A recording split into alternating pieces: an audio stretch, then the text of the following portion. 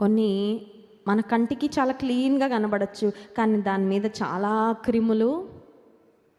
కొన్నిసార్లు మనం వెళ్ళే శ్రమ అది చాలా చిన్నగా అనిపించవచ్చు, might look like a small suffering. ఒకవేళ అది భర్త దగ్గరకో, భార్య దగ్గరకో, తల్లి దగ్గరకో, తండ్రి దగ్గర తీసుకెళ్తే ప్రతీది చెప్పొద్దు, నాకు ఇంత కూడా తట్టుకోలేవా, నువ్వు ఇంత కూడా ఓర్చుకోలేవా, ఇంత కూడా మళ్ళీ నాకు చెప్పాలా, తీసుకొచ్చి నువ్వు అన్ని భూతద్దంలో పెట్టి చూస్తావు అని బహుశా మనల్ని ప్రేమించిన వారు కూడా ఒకవేళ విసుక్కోవచ్చేమో.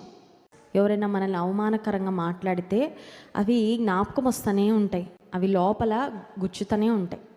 కానీ దేవుడు ఇస్తున్న వాగ్దానం ఏంటంటే, ఆయనను ఆశ్రయిస్తే, ఆయన వైపు చూస్తే, నిన్ను అవమానించే వారి వైపు చూడొద్దు, ఇంకా నిన్ను తూలనాడే వారి వైపు కాదు నువ్వు చూడాల్సింది, నిన్ను తిరస్కరించే వారి వైపు కాదు చూడాల్సింది, నిన్ను లేవనెత్తే దేవుడు, నిన్ను ఆశీర్వదించేవాడు ఆయన వైపు చూస్తే మన ముఖాలను ఆయన సిగ్గుతో కప్పడంట, ఆయన మహిమతో కప్పుతాడు.